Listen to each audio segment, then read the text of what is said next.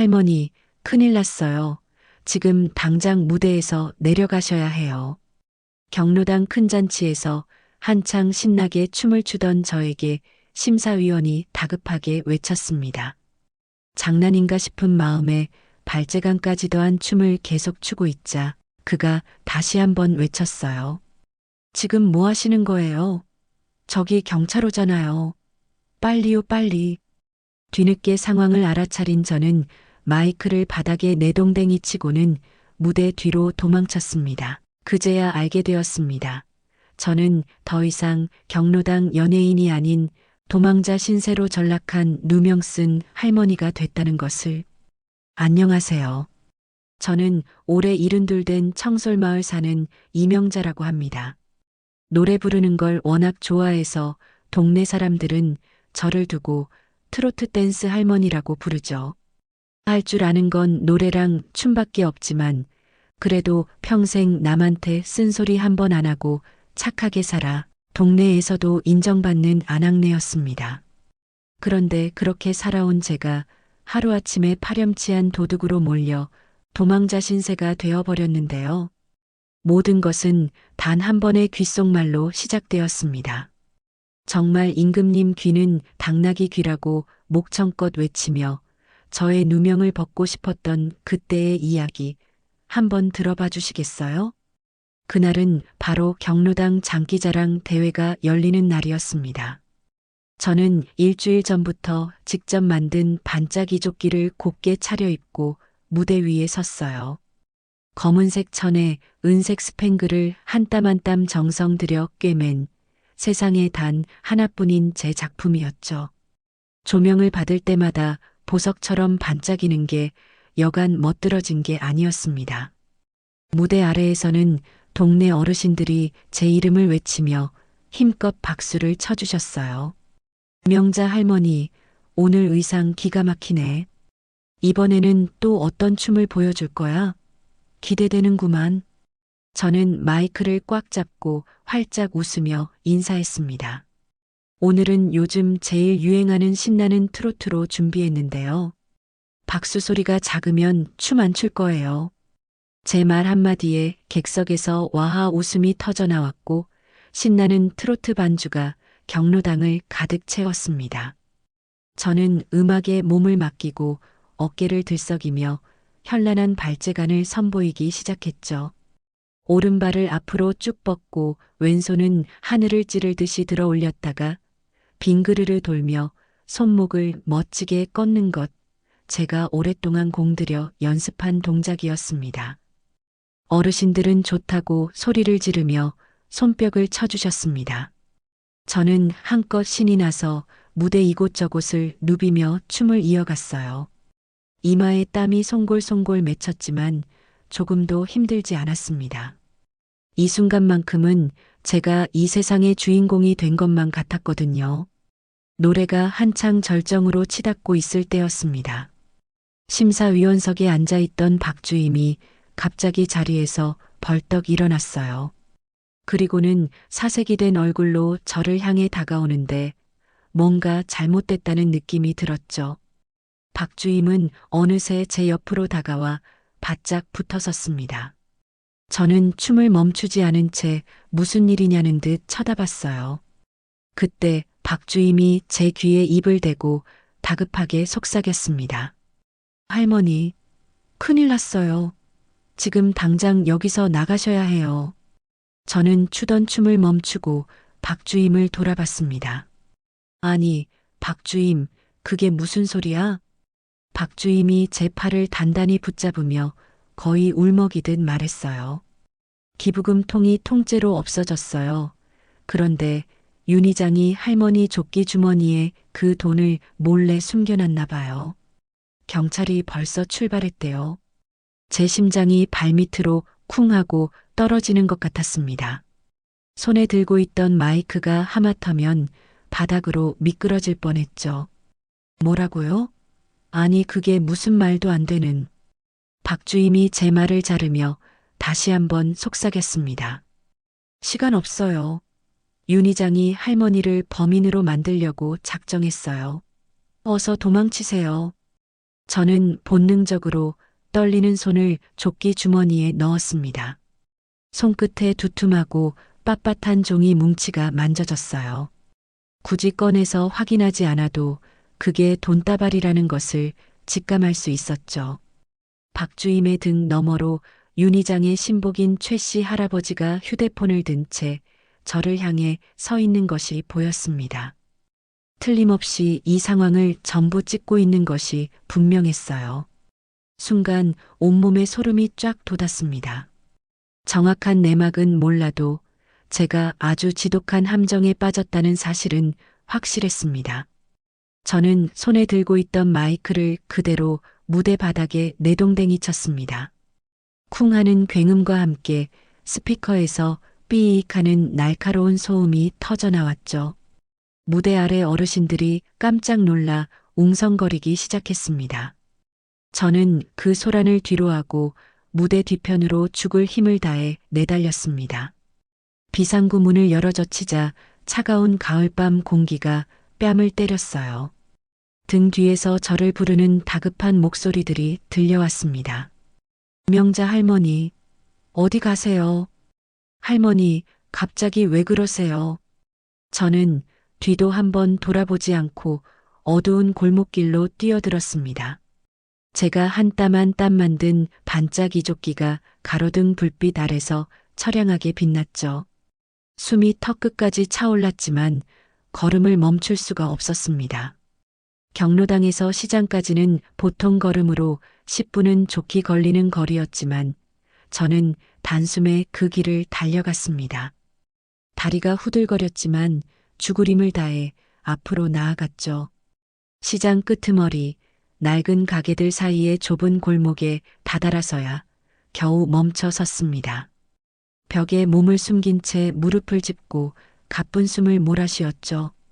심장이 금방이라도 터져버릴 것처럼 미친 듯이 뛰었습니다. 저 멀리 경로당 쪽에서 웅성거리는 소리가 바람을 타고 들려왔어요. 기부금 통이 없어졌다더라. 세상에 누가 그런 못된 짓을.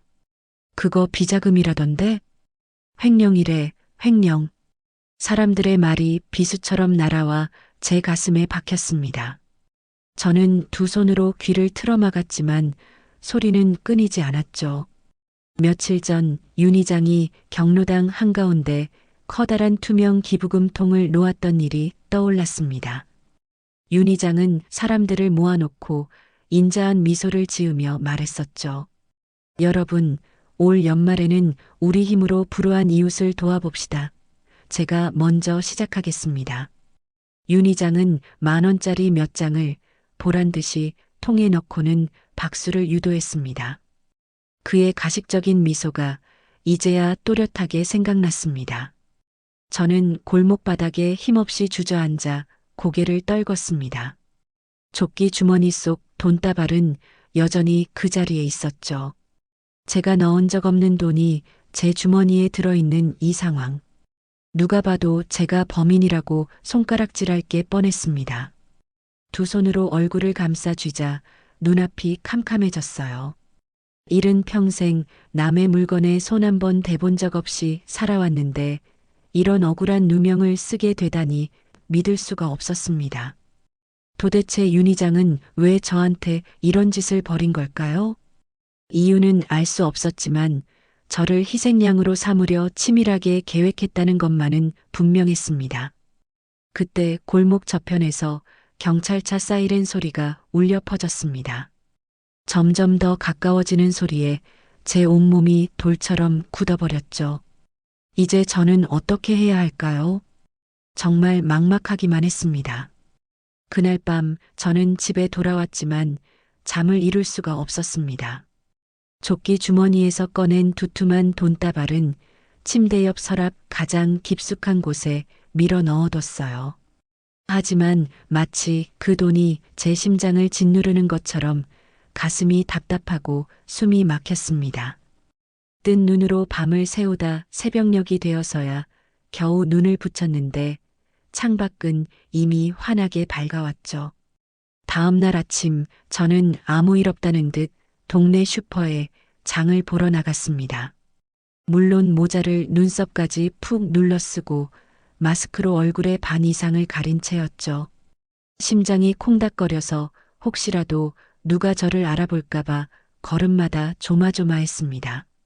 슈퍼의 유리문을 밀고 들어서는 순간 안에 있던 모든 사람들의 시선이 제게로 날아와 박혔습니다. 하필이면 윤희장의 측근인 최 씨 할아버지와 입이 가벼운 김 씨 할머니가 계산대 앞에 서서 이야기를 나누고 있었죠. 두 사람은 저를 보자마자 보란 듯이 수군거리기 시작했습니다. 어머, 저기 좀 봐. 명자 아니야? 맞네, 맞아. 도둑이 제 발 저린다고. 얼굴은 왜 저렇게 꽁꽁 싸매고 다닌대? 저는 애써 못 들은 척하며 우유가 있는 진열대 쪽으로 발걸음을 옮겼습니다. 하지만 덜덜 떨리는 손으로는 우유팩 하나 제대로 집어들 수가 없었어요. 김씨 할머니가 일부러 더 큰 목소리로 떠들었습니다. 아이고, 사람은 진짜 겉만 봐서는 모르는 거라니까. 춤출 때는 아주 천사표더니만. 최 씨 할아버지가 혀를 끌끌 차며 맞장구를 쳤습니다. 그러게 말이야. 그렇게 춤바람이 나니 돈이 궁했겠지. 쯧쯧. 제 얼굴이 불타는 것처럼 화끈거렸습니다. 저는 결국 우유팩을 내려놓고 슈퍼를 뛰쳐나왔어요. 등 뒤에서 두 사람의 기분 나쁜 웃음소리가 제 등 뒤를 따라붙었습니다. 집으로 돌아오는 길, 동네 사람들과 마주쳤지만 늘 정겹게 인사를 나누던 박씨 아주머니는 저를 보자마자 고개를 획 돌려버렸고 길 건너편에서 오던 강씨 할아버지는 아예 길을 건너 저를 피해갔습니다. 저는 고개를 푹 숙인 채 도망치듯 집으로 돌아왔습니다. 현관문을 닫고 그 자리에 주저앉아 버렸어요. 온 세상이 저에게 등을 돌린 것만 같아 가슴이 미어지는 것 같았습니다. 그날 오후 저는 평소 매일같이 만나 화투를 치던 친구들에게 전화를 걸었습니다. 가장 먼저 30년 지기 순이에게 전화를 걸었죠. 순이야, 나 명자인데 오늘 경로당 안 가니? 전화기 너머에서 잠시 무거운 침묵이 흘렀습니다. 순이가 마지못해 입을 열었어요. 명자야, 나 오늘 좀 바쁜 일이 있어서. 그래. 그럼 내일은 시간 어때? 우리 오랜만에 만나서. 순이가 황급히 제 말을 잘랐습니다. 미안하다. 나 요즘 몸이 영 안 좋아서 당분간은 못 나갈 것 같아. 다음에 내가 먼저 연락할게. 뚝소리와 함께 전화는 끊어졌습니다. 저는 멍하니 검은 화면이 된 휴대폰만 내려다봤죠. 곧이어 영자에게 전화를 걸었지만 신호음만 길게 울리다 끊어졌고 다시 걸었지만 아예 받지를 않았습니다. 마지막 희망을 걸고 금순이에게 전화했지만 금순이는 전화가 2번 울리자마자 끊어버렸습니다. 저는 떨리는 손으로 휴대폰을 식탁 위에 내려놓았습니다. 가장 가깝다고 믿었던 친구들마저 하루아침에 저를 외면한 겁니다. 저녁이 되자 끼니는 때워야 할 것 같아 밥을 차렸지만 목구멍에 모래알이 가득 찬 같아 아무것도 삼킬 수가 없었죠. 그저 방에 들어가 불도 켜지 않은 채 천장만 멀뚱히 바라봤습니다. 밤이 깊어질수록 서러움과 억울함이 파도처럼 밀려왔습니다. 저는 아무런 잘못도 하지 않았는데 왜 세상 모든 사람들이 저를 죄인 취급하는지 도무지 알 수가 없었죠. 눈물이 베개를 적셨지만 닦아낼 기운조차 없었습니다. 다음 날 아침 저는 큰맘 먹고 아들에게 전화를 걸었습니다. 서울 사는 제 아들은 전화할 때마다 살갑게 저를 반겨주곤 했어요. 이번에도 아들만큼은 제 편이 되어줄 거라고 굳게 믿었습니다. 여보세요, 아들? 엄마야. 엄마, 이 아침에 무슨 일이에요? 그런데 아들의 목소리가 칼날처럼 차가웠습니다. 그 순간 깨달았죠. 아들도 이미 모든 소문을 들었다는 것을요. 아들, 사실은 엄마가 억울한 일을 당해서 그 기부금 통 말이다. 엄마, 그거 정말이에요? 엄마가 그랬어요? 아들이 다짜고짜 제 말을 끊고 따지듯 물었습니다. 저는 가슴이 철렁 내려앉아 다급하게 대답했어요. 아니야. 절대 아니야. 엄마가 그런 사람 아닌 거 너도 잘 알잖니. 누가 엄마한테 누명을. 엄마, 지금 동네에 소문 다 났어요. 하루가 멀다 하고 동네 사람들이 나한테 전화한단 말이에요. 아들의 목소리에는 짜증이 가득했습니다. 미안하다, 아들. 엄마 때문에. 엄마, 제발 좀 조용히 좀 지내요. 내 체면도 있잖아요. 엄마는 정말 너무 억울해. 네가 엄마 좀 믿어줘야. 아들은 제 말이 끝나기도 전에 깊은 한숨을 내쉬었습니다. 아, 알았어요. 엄마가 알아서 조용히 해결해요. 더 이상 일 크게 만들지 말고. 나 지금 바빠서 먼저 끊을게요. 전화는 매정하게 끊어졌습니다. 저는 휴대폰을 손에 쥔 채 그 자리에 얼어붙고 말았죠. 세상에 단 하나뿐인 제 아들마저 저를 믿어주지 않았습니다. 결국 저는 소파에 무너지듯 주저앉아 아이처럼 목 놓아 울었습니다. 평생을 아들 하나만 바라보고 고생하며 살았는데 제게 돌아온 것은 이렇게 차가운 외면뿐이었습니다. 그렇게 완전히 집안에 고립된 채로 며칠이 흘렀습니다. 창문 너머로 동네 사람들이 지나가는 그림자만 보여도 기겁하며 커튼을 닫아버렸습니다. 그러던 어느 날 오후 저는 이대로는 안 되겠다는 생각에 용기를 냈습니다. 그날 무대 위에서 제게 도망치라고 귓속말을 해준 박주임을 찾아가기로 결심했죠. 박주임이라면 진실을 알고 있을 테니 제 결백을 증명해줄 유일한 사람이라고 생각했습니다.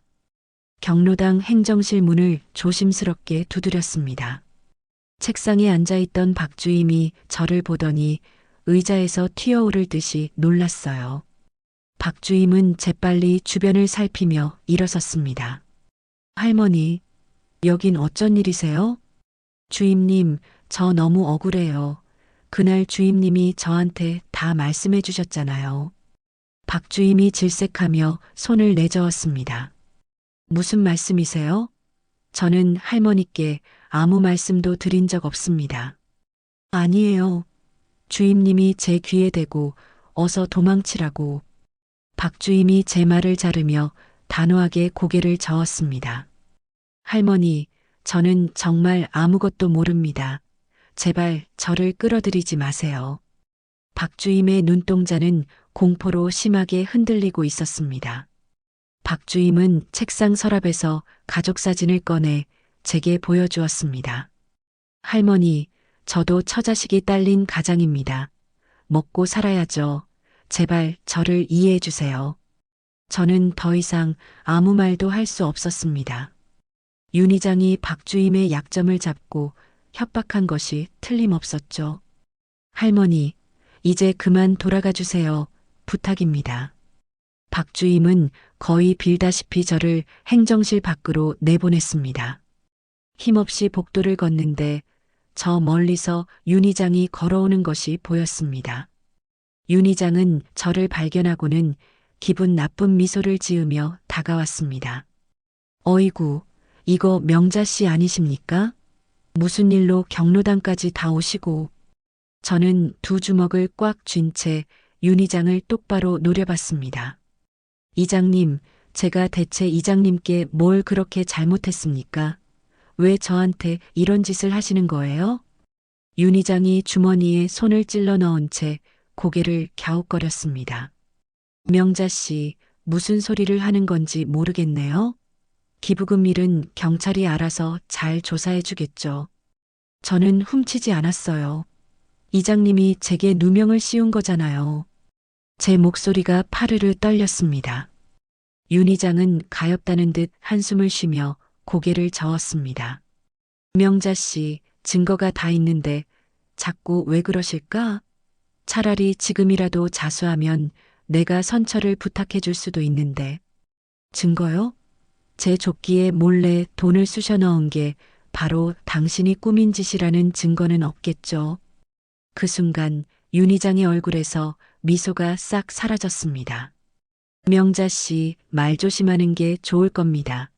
근거도 없이 사람 명예를 훼손하면 큰일 나요. 윤 이장은 차가운 말을 남기고 제 어깨를 툭 치고 지나갔습니다. 며칠 뒤 윤 이장이 경로당 회원 전체 소집을 걸었다는 소식이 들려왔습니다. 가고 싶지 않았지만 이대로 물러설 수는 없었죠. 결백을 밝히기 위해서라도 가야만 했습니다. 경로당 대강당에는 이미 어르신들이 가득 모여 있었습니다. 제가 들어서자 모두가 저를 쳐다보며 수군거리는 모습에 저는 맨 뒷자리에 유령처럼 조용히 앉았습니다. 단상에 오른 윤 이장이 마이크를 잡고 심각한 표정을 지었습니다. 여러분, 오늘 이렇게 모인 이유는 다들 아시다시피 불미스러운 기부금 사건 때문입니다. 강당 안이 물을 끼얹은 듯 조용해졌습니다. 우리 경로당의 명예가 땅에 떨어졌습니다. 하지만 저는 명자 씨를 믿고 싶습니다. 지금이라도 양심을 되찾아 자수한다면 제가 경찰에 선처를 간곡히 부탁드리겠습니다. 모든 사람들의 시선이 제게로 향했고 저는 이때다 싶어 자리에서 벌떡 일어났습니다. 저는 기부금에 손 댄 적이 없어요. 저 사람 말이 전부 거짓말이에요. 사람들이 웅성거리기 시작했고 윤 이장은 안타깝다는 듯 고개를 저었습니다. 명자 씨, 안타깝군요. 증거가 이렇게 명백한데 왜 끝까지 버티실까? 저는 더 이상 그곳에 있을 수가 없었습니다. 결국 강당을 뛰쳐나와서 집으로 돌아와 그대로 방바닥에 쓰러지고 말았죠. 혼자서는 절대로 이길 수 없다는 절망감이 온몸을 휘감았습니다. 그때 문득 한 사람의 얼굴이 떠올랐습니다. 정분이 오랜 세월을 함께한 같은 마을에 사는 제 소중한 친구였죠. 농협 지점장으로 일하다 정년 퇴직한 정분이는 누구보다 숫자에 밝고 일 처리가 꼼꼼했습니다. 그래, 정분이라면 저를 도와줄 수 있을지도 모릅니다. 저는 희미한 희망을 붙잡고 떨리는 손으로 휴대폰을 들어 정분이의 번호를 찾았습니다. 저는 떨리는 손으로 정분이의 번호를 누른 후 제발 받아라, 제발. 마음속으로 간절히 기도했죠. 3번의 신호음이 울린 후 익숙하고 따뜻한 목소리가 들려왔습니다. 여보세요? 정분아, 나 명자야. 어머, 명자. 근데 너 목소리가 왜 그래? 친구의 다정한 목소리를 듣는 순간 목구멍까지 뜨거운 것이 치밀어 올라 한동안 아무 말도 잇지 못했죠. 명자야, 괜찮아? 너 무슨 일 있는 거지? 정분이의 목소리에 걱정이 가득했습니다. 저는 간신히 목소리를 쥐어짜냈습니다. 정분아, 혹시 나 좀 만나줄 수 있니? 아주 급한 일이라서 그래. 당연하지.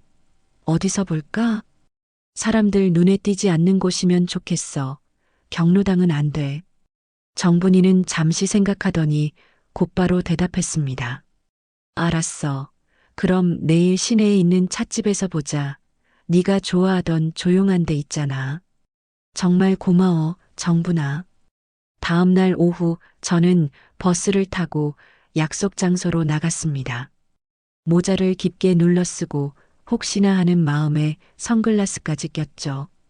버스 안에서도 사람들이 저를 알아보는 것만 같아 내내 가시방석이었습니다.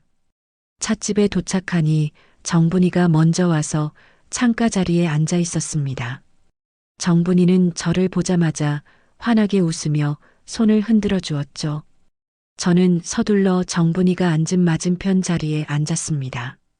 세상에, 명자야, 얼굴이 이게 뭐야? 왜 이렇게 반쪽이 됐어? 정분이가 제 손을 덥석 잡았습니다. 따뜻한 온기가 제 손을 타고 심장까지 전해지는 것 같았어요. 정분아. 그 한마디를 내뱉는 순간 그동안 억지로 참아왔던 눈물이 본물처럼 터져 나왔습니다. 정분이는 말없이 냅킨을 건네주며 제 등을 가만히 토닥여 주었죠. 그래, 울어. 실컷 울고 나서 천천히 말해봐. 저는 기부금 통이 사라진 그날 밤의 이야기부터 시작했습니다. 박주임의 다급했던 귓속말과 제 조끼 주머니에서 나온 돈다발, 그리고 저를 범인으로 몰아가는 윤희장의 파렴치한 음모. 싸늘하게 저를 외면하던 동네 사람들과 친구들, 심지어 제 아들의 차가운 목소리까지 전부 털어놓았습니다. 정분이는 제 이야기를 단 한마디도 놓치지 않고 진지하게 들어주었죠. 이야기를 다 마치자 정분이가 단호하게 고개를 끄덕였습니다. 아이고, 내가 서울 아들네 다녀온 사이에 아주 큰일이 났었네. 70평생 남의 돈 1,000원 한 장 탐낸 적 없는 네가 그럴 리가 없지. 정분아, 나 정말 아니야. 하늘을 두고 맹세할 수 있어. 알아, 나는 너 믿어. 우리가 어떤 친구 사이인데 내가 너를 모를까봐? 정분이의 그 한마디에 저는 또다시 울음이 터졌습니다. 온 세상이 제게 등을 돌렸을 때 저를 믿어주는 단 한 사람이 있다는 사실이 얼마나 큰 위로가 되는지요. 정분이가 가방에서 작은 수첩과 펜을 꺼냈습니다. 그녀는 수첩을 펼치며 말했죠. 명자야, 울기만 하면 안 돼. 이제부터 정신 똑바로 차리고 하나씩 정리해야지. 내가 은행에서 30년 넘게 일하면서 배운 게 하나 있어. 돈이 움직인 자리에는 반드시 흔적이 남는다는 거야. 흔적? 그럼 우리가 뭘 어떻게 할 수 있는데? 정분이가 펜으로 수첩에 무언가를 적으며 말했습니다. 일단 기부금 통이 사라진 날짜와 시간을 정확히 알아야 하고 가장 중요한 건 윤희장의 회계장부야. 회계장부? 그걸 우리가 어떻게 봐? 원래 경로당 회계는 모든 회원에게 투명하게 공개해야 하는 게 원칙이야. 만약 윤희장이 장부를 조작했다면 반드시 어설픈 흔적이 남아있을 거야. 정분이의 눈빛이 날카롭게 빛났습니다. 저는 그 모습을 보며 꺼져가던 희망이 다시 타오르는 것을 느꼈죠. 정분아, 정말 고마워. 네가 없었으면 난 정말 어떻게 해야 할지. 친구 좋다는 게 뭐니? 이럴 때 서로 의지하라고 있는 거지. 바로 그때였습니다. 찻집 밖에서 요란한 확성기 소리가 들려왔습니다. 신나는 음악과 함께 누군가의 목소리가 우렁차게 울려 퍼졌어요. 존경하는 시민 여러분, 우리 지역의 밝은 미래, 깨끗한 정치를 실현할 젊은 일꾼, 기호 2번 윤상철 후보를 꼭 뽑아주십시오. 저는 깜짝 놀라 창밖을 내다봤습니다. 커다란 선거 유세 차량이 저희 앞을 천천히 지나가고 있었죠. 차량 옆면에는 깨끗한 정치, 투명한 행정, 윤상철이라는 문구와 함께 웬 남자의 사진이 크게 걸려 있었습니다. 그런데 사진 속 얼굴이 무척 낯이 익었습니다. 저는 정분이를 돌아보며 물었습니다. 정분아, 저 사람 혹시? 응, 윤희장 아들이야. 정분이가 차분하게 대답했습니다. 이번에 시의원 선거에 나왔더라고. 그 순간 제 머릿속에서 모든 조각이 맞춰지는 느낌이 들었습니다. 정분아, 그럼 설마 윤희장이 기부금을 훔친 게 아들 선거 자금 때문일까? 정분이가 고개를 끄덕였습니다. 그럴 가능성이 아주 높지. 선거라는 게 원래 돈이 많이 들잖아. 그럼 윤희장이 그 돈을 아들한테 주고 나한테 죄를 뒤집어 씌워서 자기는 쏙 빠져나가려고 한 거란 말이야? 저는 두 주먹을 불끈 쥐었습니다. 온몸이 부들부들 떨릴 정도로 분노가 치밀어 올랐죠. 정말 비겁하고 파렴치한 인간들이구나. 명자야, 진정해. 지금 우리가 화만 내고 있으면 저 사람들만 좋은 일 시키는 거야. 우리는 증거를 찾아야 해. 증거를 어떻게 찾아? 경로당 회계장부 윤희장이 기부금통을 설치한 날부터 사라진 날까지의 모든 기록을 샅샅이 뒤져야 해. 하지만 윤희장이 그걸 순순히 보여줄 리가 없잖아. 그러니까 우리가 직접 찾아야지. 정분이의 눈빛이 결의에 차 있었습니다. 직접 찾다니? 설마. 경로당 대청소 날이 언제야? 다음 주 토요일. 그럼 그날 우리가 청소하는 척하면서 윤 이장 사무실에 잠입하는 거야. 정분아, 그건 너무 위험해. 들키기라도 하면 어떡해? 정분이가 제 손을 꽉 잡으며 말했습니다. 명자야, 이대로 평생 도둑 누명을 쓰고 살 거야? 우리가 가만히 있으면 윤 이장은 아들 등이 없고 떵떵거리며 살 거고, 너는 평생 손가락질 받으면서 살아야 해. 억울하지도 않아? 정분이의 말이 전부 맞았죠.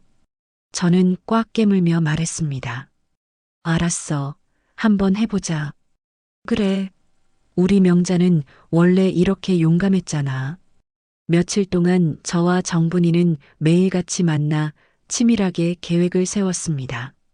정분이는 경로당 평면도까지 그려와 작전을 짰죠. 이장 사무실은 복도 제일 끝에 있어. 청소가 시작되면 너는 복도에서 망을 보고 내가 사무실로 들어갈게. 아니야, 정분아. 내가 들어갈게. 너는 밖에서. 안 돼. 장부를 봐도 뭐가 조작됐는지 알려면 돈의 흐름을 알아야 해. 은행에서 30년 구른 내가 어보다 빨라. 결국 저는 정분이의 계획을 따르기로 했습니다. 결전의 날인 대청소 날이 밝았습니다. 저는 밤새 한숨도 못 잘 정도로 긴장이 됐죠.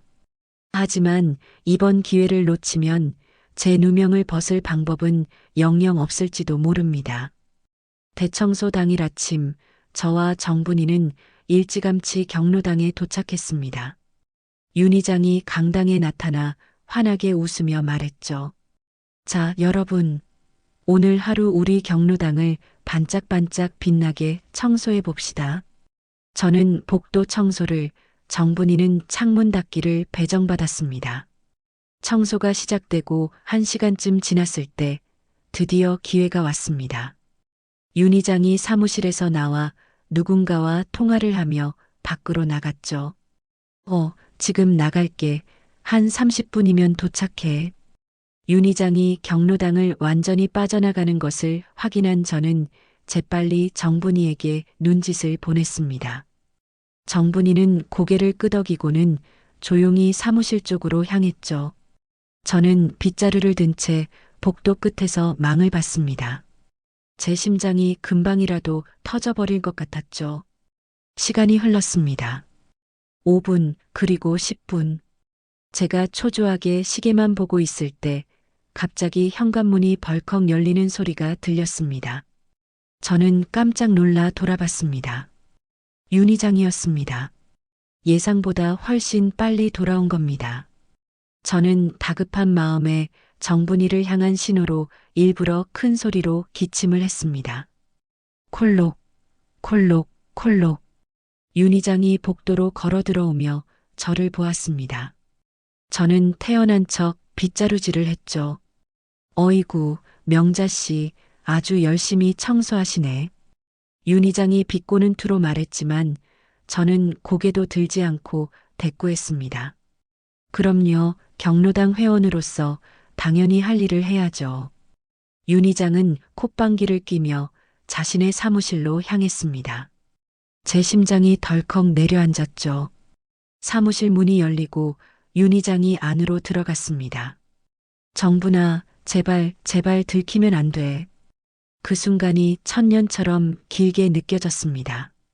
잠시 후 윤 이장이 통화를 하며 복도로 다시 나왔습니다. 그의 목소리가 쩌렁쩌렁하게 울렸죠. 그래, 걱정하지 말라고. 자니가 보내준 그 상자 덕분에 급한 불은 껐으니까. 저는 벽에 몸을 붙인 채 숨을 죽이고 귀를 기울였습니다. 상자라니 무슨 상자일까요? 이제 다음 주에 있을 큰 행사만 잘 치르면 돼. 그러면 우리 상철이 당선은 따놓은 당상이나 마찬가지야. 하하. 윤 이장의 비열한 웃음소리를 듣는 순간 제 온몸에 소름이 돋았습니다. 역시 그랬습니다. 그 더러운 돈이 아들의 선거 자금으로 흘러들어간 것이 틀림없었죠. 그래, 알았어. 이따가 보자고. 통화를 마친 윤 의장이 서류 뭉치를 챙겨 들고 밖으로 나왔습니다. 어이구, 명자 씨, 아직도 청소 중이시네. 경로당 바닥이 반짝반짝해지겠구만. 윤 의장이 저를 지나쳐 경로당을 나갔습니다. 저는 윤 의장의 발소리가 완전히 사라질 때까지 기다렸다가 곧장 사무실로 달려갔습니다. 정분아, 괜찮아? 커다란 캐비닛 뒤 비좁은 공간에 웅크리고 있던 정분이가 땀으로 젖은 얼굴을 하고 새하얗게 질려 기어 나왔습니다. 명자야, 나 정말 죽는 줄 알았어. 윤 의장이 갑자기 문을 열고 들어와서 괜찮아? 어디 다치거나 하진 않았어?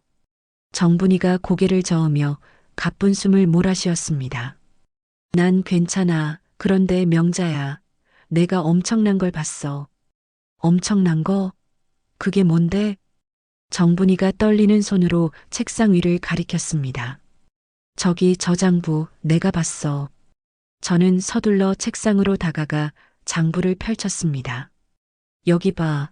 이 하얀 자국 보이지? 수정액으로 숫자를 지우고 그 위에 다시 쓴 흔적이야. 정분이의 손끝을 따라가 보니 정말로 누가 봐도 어설프게 덧칠한 자국이 선명하게 보였습니다. 이게 대체 뭐야? 기부금통 관련 회계 기록이야. 원래 모인 금액보다 훨씬 적은 액수를 적어놓고 그 차액을 통째로 빼돌린 거지. 정분이가 다른 페이지를 넘기며 말했습니다. 이것뿐만이 아니야. 경로당 운영비도 전부 조작했어. 물건을 산 것처럼 가짜 영수증을 만들어서 그 돈까지 전부 빼돌린 거야. 저는 이를 악물었습니다. 이런 나쁜 놈, 당장 이걸 사진으로 찍어두자, 정분아. 정분이가 주머니에서 휴대폰을 꺼내드는 바로 그 순간이었습니다. 복도 저편에서 누군가의 발소리가 들려왔죠. 명자야, 누가 와. 저와 정분이는 소스라치게 놀라 황급히 사무실을 빠져나왔습니다. 결정적인 증거가 될 회계장부는 미처 챙기지 못한 채였죠. 복도에는 박주임이 우리 쪽으로 걸어오고 있었습니다. 박주임은 사무실에서 나오는 저희를 보고 눈을 동그랗게 떴습니다. 아니, 할머니들, 두 분이서 거기서 뭘 하고 계세요? 저는 애써 태연한 척 웃으며 대답했습니다. 아, 주임님, 저희 청소하다가 걸레 빨물 좀 새로 받아오려고요. 박주임은 의심이 가득한 눈초리로 저희를 쳐다봤지만 다행히 더는 묻지 않았습니다. 저와 정분이는 서둘러 청소도구를 챙겨 사람들이 있는 대강당으로 돌아왔습니다. 장부 원본을 가져오지 못한 것이 뼈아팠지만 윤 의장의 범행 수법을 제 눈으로 똑똑히 확인한 것만으로도 아주 큰 수확이었죠. 청소가 모두 마무리되고 집에 돌아와 현관문을 여는데 거실에 환하게 불이 켜져 있었습니다. 저는 혹시 누가 몰래 집에 들어왔나 싶어 그 자리에 멈춰 섰습니다. 할머니, 그때 익숙하고도 씩씩한 목소리가 들려왔어요. 거실 소파에 제 눈에 넣어도 아프지 않을 대학생 손자 성준이가 앉아 있었습니다. 성준아, 네가 여긴 어쩐 일이야? 학교에 있어야 하래까. 할머니, 무슨 일 있으셨어요? 안색이 왜 이렇게 안 좋으세요? 성준이는 소파에서 벌떡 일어나 제게로 달려왔습니다. 제 얼굴을 이리저리 살피는 성준이의 눈에 걱정이 가득했죠. 저는 그대로 소파에 주저앉고 말았습니다. 몸에 힘이 하나도 들어가지 않았어요. 성준아, 할머니, 대체 무슨 일이에요? 제게 전부 말씀해 보세요. 성준이가 제 옆에 바싹 붙어 앉으며 제 손을 잡았습니다. 저는 깊은 한숨만 내쉴 뿐이었죠. 아니야, 아무것도. 할미가 요즘 좀 피곤해서 그래. 거짓말 마세요. 아빠가 다 이야기했어요. 경로당 기부금 통 사건이요. 성준이의 목소리는 단호했습니다. 저는 고개를 들어 제 손자를 바라봤습니다. 성준아, 너도 할머니를 의심하는 거니? 당연히 아니죠. 할머니가 어떤 분인데 제가 그걸 믿겠어요. 할머니는 절대로 그런 일 하실 분이 아니에요. 성준이가 제 손을 힘주어 꽉 잡았습니다. 그 순간 참고 참았던 눈물이 다시 한번 터져 나왔습니다. 성준아, 내 손주. 할머니, 처음부터 끝까지 전부 다 말씀해 주세요. 제가 어떻게든 도와드릴게요. 저는 제 똑똑하고 듬직한 손자에게 모든 것을 털어놓았습니다. 화려했던 장기자랑 무대에서 도망쳐야 했던 그날 밤의 일부터 오늘 정분이와 함께 윤희장의 비리를 밝히려다 실패한 일까지 전부 말이죠. 성준이는 제 이야기를 듣는 내내 분노로 얼굴이 불그락푸르락해졌습니다.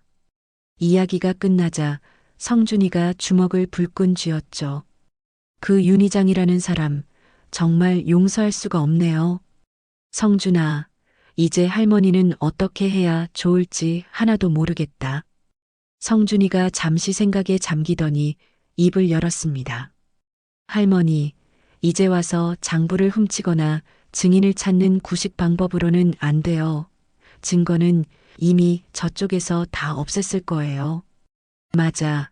그래서 그런지 박주임도 자기는 모르는 일이라고 딱 잡아떼더라. 할머니, 우리에게는 디지털 증거가 필요해요. 디지털 증거? 처음 들어보는 생소한 말에 제가 고개를 갸웃거렸습니다. 성준이가 자신의 가방에서 노트북을 꺼내 펼쳤습니다. 할머니, 경로당에 CCTV 설치되어 있죠? 응, 작년에 새로 달았지. 그럼 거기에 모든 증거가 남아있을 거예요. 윤희장이 기부금을 훔치는 장면이 고스란히 녹화됐을 수도 있다고요. 저는 힘없이 고개를 저었습니다. 성준아, 그걸 윤희장이 관리하는데 우리가 어떻게 보니? 할머니, 제가 컴퓨터 공학과인 거 잊으셨어요? 이런 시골에 있는 CCTV 시스템은 보안이 허술한 경우가 많아요. 제가 한번 뚫어볼게요. 성준이의 눈이 자신감으로 반짝였습니다.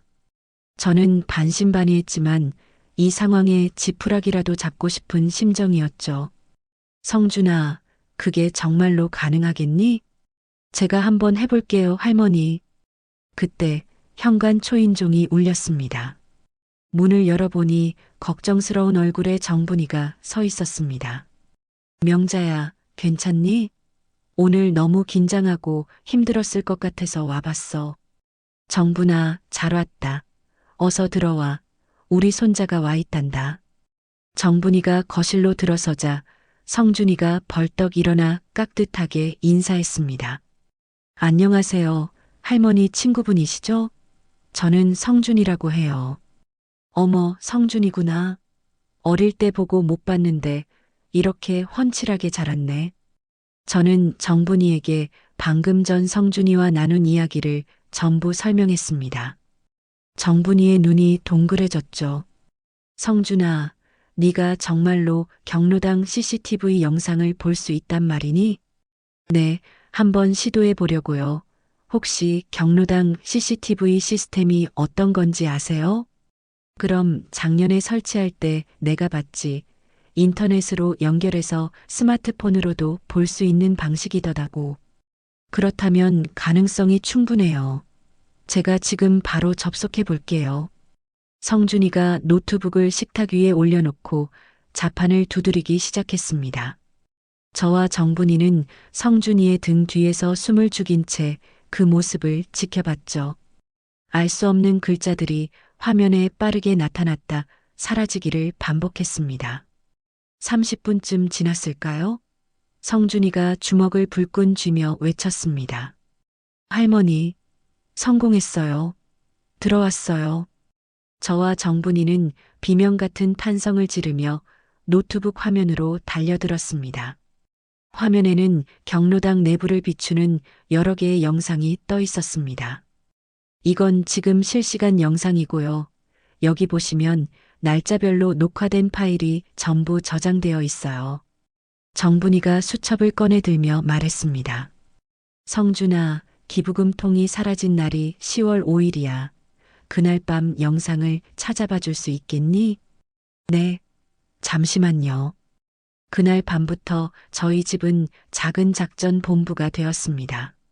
성준이는 전문가처럼 영상을 분석했고 정분이는 수첩에 시간대별로 중요한 내용을 기록했죠. 저는 두 사람에게 커피와 간식을 챙겨줬습니다. 시간은 빠르게 흘러 밤 11시, 12시, 어느덧 새벽 1시를 넘어가고 있었죠. 모두가 지쳐갈 무렵 성준이가 갑자기 외쳤습니다. 할머니, 저기 보세요. 성준이가 가리키는 화면에는 어두운 경로당에 누군가 들어오는 모습이 보였습니다. 그림자는 곧장 기부금통으로 다가가 안에서 돈을 꺼내 가방에 담기 시작했죠. 저게 윤 이장일 거야. 하지만 야간 카메라의 화질이 너무 좋지 않아 얼굴을 알아볼 수는 없었습니다. 성준이가 아쉬움에 입맛을 다셨죠. 할머니, 얼굴이 안 보여서 이걸 증거로 쓰기는 어렵겠어요. 그때 정분이가 수첩을 넘기며 말했습니다. 성준아, 혹시 다른 카메라는 없니? 예를 들면 주차장 카메라 같은 거 말이야. 아, 좋은 생각이에요. 성준이가 다시 파일을 검색했고 곧 주차장 카메라 영상이 화면에 나타났습니다. 이건 화질이 아주 선명했죠. 1시간쯤 지났을까 정분이가 다급하게 외쳤습니다. 잠깐, 거기 멈춰봐. 성준이가 영상을 멈췄습니다. 화면에는 대낮의 주차장을 배경으로 두 남자가 서 있었습니다. 저는 숨을 멈췄습니다. 윤 이장과 박주임이었습니다. 영상 속에서 윤 이장은 박주임에게 두툼한 흰 봉투를 건네고 있었습니다. 박주임은 겁에 질린 얼굴로 손사래를 치며 거절했지만 윤 이장이 어깨를 잡고 무언가 말하자 결국 봉투를 받아들었죠. 성준아, 저건? 할머니, 저건 명백한 뇌물이에요. 윤 이장이 박주임 아저씨를 돈으로 매수하고 협박하는 장면이라고요. 이게 정말 증거가 될 수 있을까? 당연하죠, 할머니. 박주임 할아버지가 왜 할머니를 모른 척했는지 설명해주는 결정적인 증거예요. 성준이가 흥분해서 말하며 영상을 USB에 저장하기 시작했습니다. 저는 제 손자를 힘껏 껴안았습니다. 성준아, 정말 고맙다, 정말 고마워. 정분이가 제 어깨를 두드리며 말했습니다. 명자야, 이제 우리가 반격할 시간이야. 그날 밤 저희 세 사람은 동이 틀 때까지 머리를 맞대고 계획을 세웠습니다. 명자야, 다음 주에 경로당 가을 축제가 열리는 거 알지? 응, 알지. 해마다 크게 열리잖아. 그날이 기회야. 동네 사람들이 전부 모이는 날이니까. 정분이의 말에 성준이가 눈을 반짝이며 말을 받았습니다. 맞아요. 할머니, 그날 장기자랑 무대에 올라가세요. 그리고 이 영상을 트는 거예요. 내가 무대에? 사람들의 차가운 시선이 떠올라 저는 망설였습니다. 할머니가 가장 빛나는 곳은 무대 위잖아요. 바로 그곳에서 할머니의 결백을 그리고 저들의 추악한 진실을 밝히는 거예요. 손자의 말에 제 가슴 속에서 뜨거운 용기가 솟아올랐습니다. 알았다. 한번 해보자꾸나. 정분이가 제 손을 굳게 잡았습니다. 명자야, 걱정 마. 우리 둘이 함께 할게. 이번에는 우리가 반드시 이길 거야. 저는 제 곁을 든든하게 지켜주는 내 친구와 내 손주를 번갈아 바라봤습니다. 그렇습니다. 저는 더 이상 혼자가 아니었습니다. 결전의 날을 일주일 앞두고 저는 굳은 결심을 한 채 경로당 사무실의 문을 열었습니다. 쿵쾅거리는 심장을 애써 진정시키며 안으로 들어서자 저를 발견한 담당 직원의 얼굴에 놀라움과 당혹감이 동시에 스쳐 지나갔죠. 저는 아무렇지 않은 척 다가가 주민 노래자랑 참가 신청서를 내밀었습니다. 명자 할머니, 이번에 정말로 참가하시려는 거예요? 접수를 받는 분은 제 눈치를 살피며 조심스럽게 물었습니다. 그 목소리에는 저를 향한 동정심과 함께 어쩌자고 이런 곳에 나타났나 하는 난처함이 섞여 있었죠. 저는 오히려 더 또렷한 목소리로 대답했습니다. 네, 참가할 거예요. 그런데 순서를 꼭 맨 마지막으로 배정해 줄 수 있을까요? 마지막 순서요? 거긴 보통 전년도 우승자나 실력자들이 하는 자리인데 할머니 괜찮으시겠어요? 지금 할머니 처지에 무슨 노래 자랑이냐고 말하는 듯한 그의 표정을 보며 저는 속으로 칼을 갈았습니다. 하지만 겉으로는 온화한 미소를 지으며 말했죠. 제가 이번에 아주 특별하고 재미있는 무대를 준비했거든요. 그러니 꼭 마지막이어야만 해요. 아주 중요한 무대라서요. 집으로 돌아오자마자 저는 정분이와 성준이에게 전화를 걸었습니다. 나 신청하고 오는 길이야. 맨 마지막 순서로. 잘했어. 명자야. 이제부터 진짜 시작이야. 절대 마음 약해지면 안 돼. 정분이의 단호한 목소리에 제 마음도 다시 한번 단단해졌습니다. 그날 이후 저희 집은 밤낮 없이 불이 꺼지지 않는 작전 본부가 되었습니다. 정분이는 돋보기 안경까지 쓰고 앉아 윤희장의 회계장부 사본과 씨름하며 밤을 새웠죠. 그녀는 마침내 윤희장이 저지른 비리의 총정리본이라며 두꺼운 파일을 제 앞에 펼쳐 보였습니다. 이것 봐, 명자야. 간식비로 5만 원을 썼다고 적어놓고 실제 영수증은 2만 원짜리야. 나머지 3만 원은 어디로 갔겠어? 이런 식으로 지난 1년간 경로당 운영비를 부풀려서 자그마치 500만 원이 넘는 돈을 빼돌린 거야. 정분이의 설명을 듣는 내내 저는 치가 떨렸습니다.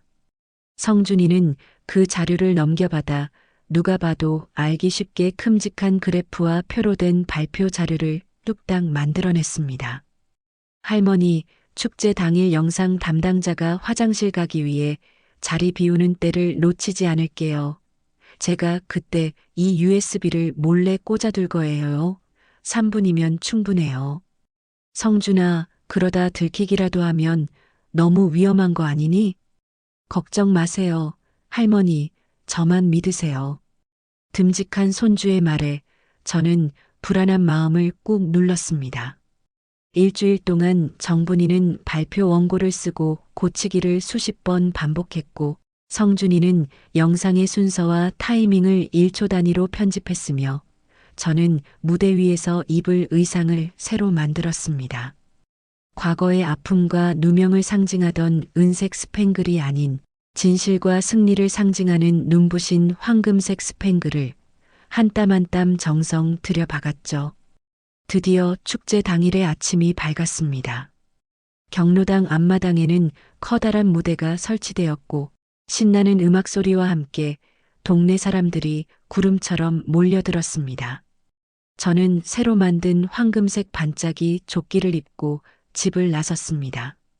경로당으로 향하는 길, 저를 알아본 사람들은 마치 전염병 환자라도 본 것처럼 길을 피하기도 했고 노골적으로 제 등 뒤에 대고 수군거렸습니다. 그 차가운 시선들이 비수가 되어 제 심장에 박혔지만 저는 허리를 꼿꼿이 세우고 걸었죠. 축제가 시작되고 온갖 위선적인 미소를 얼굴에 걸친 윤희장이 의기양양하게 단상에 올라 마이크를 잡았습니다. 존경하는 주민 여러분, 오늘처럼 좋은 날, 이렇게 성대한 가을 축제를 열게 되어 무척 기쁩니다.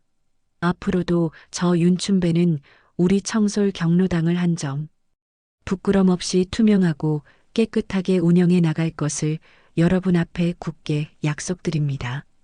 사람들이 환호하며 박수를 쳤습니다. 저는 무대 뒤 어두운 대기실에서 그 위선적인 모습을 보며 조용히 분노를 삼켰죠. 시간이 흐르고 마침내 사회자가 제 이름을 외쳤습니다. 자, 이제 오늘의 마지막 참가자입니다. 뜨거운 박수로 맞아주십시오. 이명자 할머니. 저는 깊게 숨을 들이쉬고 무대 위로 걸어 나갔습니다. 객석의 모든 시선이 제게 꽂혔고 여기저기서 조롱 섞인 웃음과 수군거림이 파도처럼 밀려왔습니다. 맨 앞자리에 앉은 윤 의장은 저를 벌레 보듯 노려보고 있었죠. 하지만 저는 조금도 위축되지 않았습니다.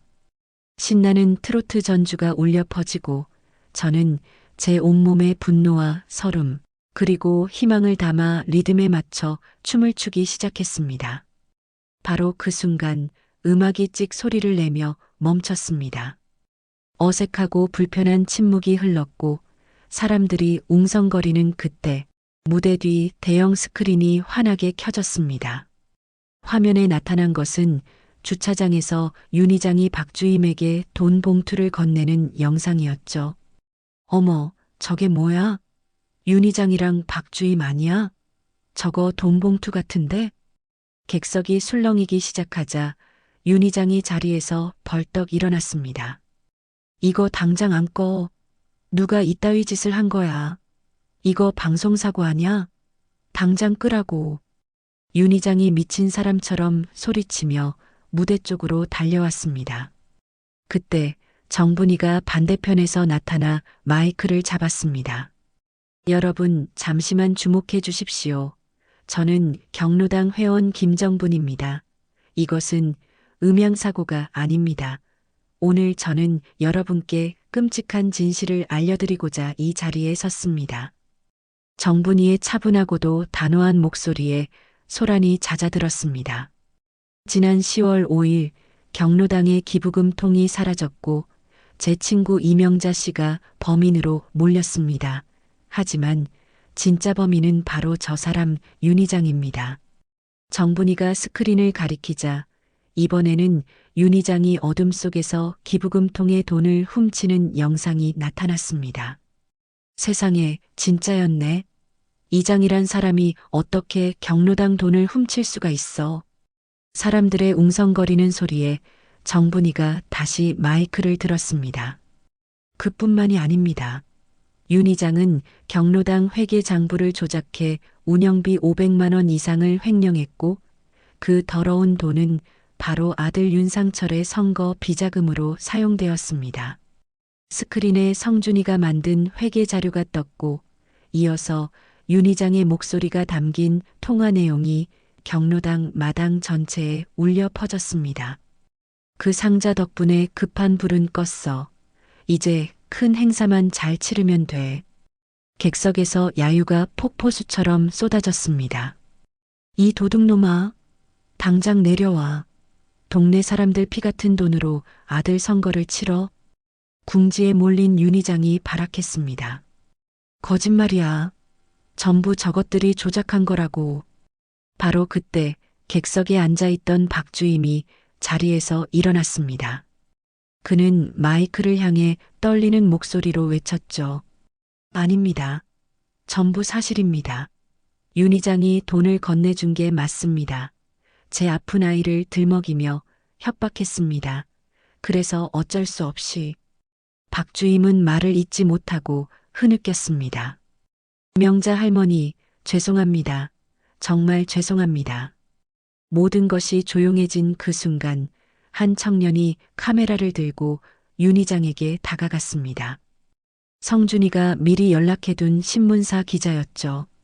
이장님, 횡령 혐의에 대해 한 말씀 해주시죠. 윤 의장은 아무 대답도 하지 못한 채 도망치려 했지만 성난 주민들에게 가로막혔습니다. 그때 경찰차 사이렌 소리가 점점 가까이 들려왔습니다. 곧이어 경찰관들이 무대 위로 올라와 윤 의장의 팔을 붙잡았습니다. 윤춘배 씨, 특정경제범죄 가중처벌 등에 관한 법률 위반, 즉 횡령 혐의로 당신을 체포합니다. 이거나, 이것들아, 내가 누군 줄 알기나 해. 윤 의장이 발악을 하는 사이 철컥 하고 차가운 수갑이 채워지는 소리가 들렸습니다. 윤 의장이 끌려가는 모습을 보며 사람들은 통쾌한 박수를 쳤죠. 모든 시선이 다시 무대 중앙의 제게로 향했습니다. 그 눈빛 속에는 미안함과 놀라움, 그리고 존경심이 뒤섞여 있었습니다. 저를 도둑 취급했던 최 씨 할아버지와 김 씨 할머니가 자리에서 일어나 제게 고개를 깊이 숙였습니다. 명자 할머니, 우리가 정말 죽을 죄를 지었소다. 부디 용서해 주시오. 저는 그들을 향해 조용히 미소 지었습니다. 오랜 시간 제 어깨를 짓누르던 무거운 돌덩이가 사라지는 기분이었죠. 정분이가 제 곁으로 다가와 손을 잡았고 성준이도 무대로 올라와 다른 한 손을 잡았습니다. 우리 세 사람은 무대 중앙에 나란히 섰습니다. 그 순간 객석에서 그날의 어떤 함성보다도 더 크고 뜨거운 박수갈채가 쏟아졌습니다. 저는 고개를 들어 하늘을 보았습니다. 가을 하늘은 더없이 맑고 푸르렀습니다. 이제는 정말 모든 것이 끝났다고 발 뻗고 맘 편히 잘 수 있을 거라고 생각했습니다. 윤 의장이 경찰에 연행되던 그 통쾌한 순간 저를 향해 쏟아지던 사람들의 따뜻한 박수갈채. 그 모든 것이 이제 제 삶이 제자리를 찾았다는 증표라고 굳게 믿었죠. 집으로 돌아온 저는 오랜만에 소파에 몸을 깊게 묻고 안도의 한숨을 내쉬었습니다. 길고 길었던 악몽이 드디어 끝났다는 해방감에 잠시 눈을 감고 있었죠. 바로 그때 제 평화를 산산조각 내는 날카로운 벨소리가 울렸습니다. 아들 민석이었습니다. 여보세요? 아들, 축제는 잘 끝났다. 저는 밝은 목소리로 전화를 받았습니다. 아들도 이제는 제 마음을 알아줄 거라 기대하면서요. 하지만 수화기 너머로 들려온 것은 얼음장처럼 차갑고 분노에 찬 목소리였습니다. 엄마. 그 한마디에 제 심장이 쿵 하고 내려앉았습니다. 왜 그러니, 민서가? 무슨 일 있니? 엄마, 지금 인터넷 뉴스 보셨어요? 온 동네 사람들이 다 보는 지역신문에 엄마 얼굴이 대문짝만하게 실렸다고요. 경로당 축제에서 그런 쇼를 벌이셨다면서요? 쇼라는 단어가 제 가슴에 박혔습니다. 민서가, 그게 무슨 말이니? 쇼라니? 엄마가 억울한 누명을 벗은 거야. 윤 의장이 진짜 범인이었다고 밝혀냈어. 그래서요? 그래서 온 동네 사람들을 모아놓고 그렇게 망신살까지 뻗치는 행동을 했어야 했냐고요. 아들의 목소리는 이해할 수 없다는 듯 점점 더 커졌습니다. 아니, 그게 무슨 소리야. 엄마가 도둑으로 몰려서 평생을 손가락질 받으며 살 뻔했는데. 엄마, 조용히 넘어갈 수도 있었잖아요. 경찰에 조용히 신고해서 처리할 수도 있었던 일을 왜 굳이 온 동네 축제 현장에서 밝혀서 일을 크게 만드냐고요. 저는 순간 할 말을 잃었습니다. 제 아들이 하는 말을 도무지 이해할 수가 없었죠. 민서가, 엄마는 너무 억울해서. 억울하면 변호사를 사서 조용히 해결하면 되잖아요. 왜 그런 식으로 일을 키워서 구경거리가 되려고 하세요? 덕분에 회사 사람들이 전부 다 알게 됐다고요. 제가 오늘 하루 종일 얼마나 창피했는지 엄마는 아세요? 아들은 제 억울함이나 진실 따위에는 관심이 없었습니다. 오직 자신의 체면과 평판만이 중요했던 겁니다. 민서가, 미안하다. 엄마가 너한테까지 피해를 줄 생각은 정말. 피해요? 이미 엄청난 피해를 받았죠. 오늘 아침 회의 시간에 부장님이 넌지시 묻더라고요. 자네 어머니가 그 뉴스에 나온 유명한 트로트 댄스 할머니냐고요. 제가 그 자리에서 얼굴이 화끈거려서 죽는 줄 알았다고요. 제가 뭐라고 대답해야 해요? 민서가, 엄마, 제발 좀. 이제 연세도 있으시니 조용히 좀 사세요. 망신 좀 시키지 마시고요. 망신이라니, 아들아, 엄마는 옳지 않은 일을 바로잡은 거야. 그건 정의를 바로 세운 거라고. 정의요? 그깟 정의가 밥 먹여줘요? 집안 체면이 땅에 떨어졌는데 그게 뭐가 중요하냐고요? 아들의 말에 숨이 턱 막혔습니다. 그럼 너는 엄마가 그냥 도둑으로 몰려서 살아도 괜찮다는 말이니? 한참의 침묵 끝에 아들이 말했습니다. 엄마, 저 지금 바쁘니까 나중에 통화해요. 전화는 매정하게 끊어졌습니다. 저는 휴대폰을 손에 쥔 채 그 자리에 얼어붙었죠. 평생을 애지중지 키워온 아들이었습니다. 그 아들에게 저는 정의보다 체면을 망가뜨린 부끄러운 엄마일 뿐이었습니다. 뜨거운 눈물이 뺨을 타고 주르륵 흘러내렸습니다. 며칠이 지났습니다.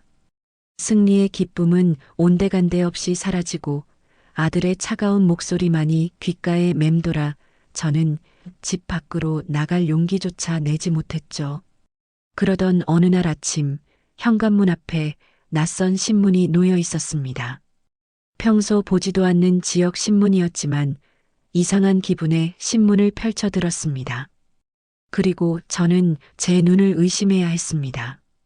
일면 머리 기사 제목이 제 심장을 꿰뚫었죠. 청솔 경로당 기부금 사건, 과연 진실은? 개인적 원한에 의한 음해 가능성 제기. 제 손이 사시나무처럼 떨렸습니다. 기사는 축제에서 있었던 폭로를 언급하며 시작했지만 교묘하게 논점을 흐리고 있었습니다. 기사에는 윤 의장의 아들 윤상철 시의원 후보의 인터뷰가 실려 있었죠. 윤상철 후보는 이명자 씨가 평소 경로당의 운영 방식에 사사건건 불만을 품고 아버지를 괴롭혔으며 이번 사건은 선거를 앞둔 이장의 아들을 낙선시키기 위한 의도된 정치적 음해라고 주장했다. 저는 신문을 바닥에 내동댕이 쳤습니다. 뻔뻔한 거짓말에 온몸이 부들부들 떨렸죠. 저는 떨리는 손으로 정분이에게 전화를 걸었습니다. 정분아, 신문 봤니? 이게 어떻게 된 일이니? 나도 방금 봤어. 명자야, 너무 걱정하지 마. 저놈들이 언론을 이용해서 반격에 나선 거야. 선거가 코앞이니 아주 필사적인 거지. 제일 비겁하고 더러운 방법이야. 하지만 사람들이 이걸 믿으면 어떡해? 그럼 나는 또다시. 명자야, 일단 진정하고 집에 꼼짝 말고 있어. 내가 대책을 생각해 볼게. 전화를 끊고 컴퓨터를 켜보았습니다. 지역 온라인 커뮤니티는 이미 그 기사로 불바다가 되어 있었습니다. 수백 개의 댓글이 달려 있었죠. 할머니가 너무 심했네. 아무리 그래도 한 가정을 파탄 내다니. 딱 보니 개인적인 원한으로 착한 이장님 모함한 거네. 그래도 CCTV 증거가 있잖아요. 증거? 요즘 세상에 영상 조작하는 게 뭐 어려운 일이라고. 악의적인 댓글들을 읽는 동안 제 가슴은 갈기갈기 찢겨나갔습니다. 다음 날 또 다른 기사가 나왔습니다. 폭로자 이명자 씨, 과거에도 이웃과 잦은 분쟁 일으켜. 기사는 제가 몇 년 전 옆집과 주차 문제로 사소하게 다퉜던 일까지 들춰내 마치 제가 평생을 싸움만 하고 다닌 문제 많은 노인인 것처럼 매도했습니다. 저는 신문을 갈기갈기 찢어 쓰레기통에 던져버렸죠. 며칠 만에 장을 보러 나간 슈퍼에서 저는 다시 한번 지옥을 맛봐야 했습니다. 사람들의 시선은 축제가 끝나던 날과는 180도 달라져 있었죠. 경멸과 의심 그리고 조롱이 가득했습니다. 나이 들어서 저게 무슨 꼴이야? 쯧쯧, 윤 의장만 불쌍하게 됐네. 여우 같은 늙은이한테 잘못 걸려서. 수군거리는 소리에 저는 장바구니를 든 채 황급히 슈퍼를 도망쳐 나왔습니다. 집으로 돌아오는 길, 축제 때 제게 머리 숙여 사과했던 강씨 할아버지를 만났습니다. 할머니, 신문에 나온 거, 그거 정말 사실이요? 무슨 말씀이세요, 어르신? 아니, 할머니가 윤 의장하고 개인적인 원한이 있었다는 거 말이요. 아닙니다. 그건 파렴치한 거짓말이에요. 제가 소리쳤지만 강씨 할아버지는 허허, 그래도 신문에까지 나올 정도면. 하며 고개를 갸웃거릴 뿐이었습니다. 저는 더 이상 설명할 기운도 없어 그 자리를 피했습니다. 집에 돌아와 소파에 쓰러지듯 주저앉았습니다. 머리가 깨질 것처럼 아팠죠. 그때 손자 성준이에게서 전화가 걸려왔습니다. 할머니, 기사들 다 보셨죠? 절대 신경 쓰지 마세요. 제가 저번에 축제 때 오셨던 양 기자님께 연락해서 전부 반박 기사를 내도록 할게요. 성준이의 단호한 목소리에 잠시 힘을 얻었지만 며칠 뒤 나온 반박 기사의 효과는 미미했습니다. 윤상철 측에서 돈으로 찍어내는 거짓 자극적인 기사들 앞에 진실을 담은 작은 목소리는 힘없이 묻혀버렸습니다. 저는 점점 지쳐갔습니다. 밥맛도 완전히 잃었고 밤에는 악몽에 시달려 잠을 이룰 수가 없었죠. 승리의 대가가 이렇게 참혹할 줄은 몰랐습니다. 그러던 어느 날 아침 먼지가 쌓인 아들의 사진을 닦다가 갑자기 눈앞이 빙글 돌았습니다. 저는 그대로 거실 바닥에 쓰러졌고 의식은 저 멀리 아득한 곳으로 사라졌습니다. 눈을 떴을 때 제 눈에 들어온 것은 새하얀 병원 천장이었습니다. 할머니, 정신이 드세요? 옆에서 성준이가 제 손을 꼭 잡고 울고 있었습니다. 성준아, 여기가 어디니? 병원이에요, 할머니. 집에서 쓰러지셨다고요. 제가 얼마나 놀랐는지 아세요? 성준이의 눈은 토끼처럼 빨갛게 충혈되어 있었죠. 잠시 후 의사가 병실로 들어왔습니다.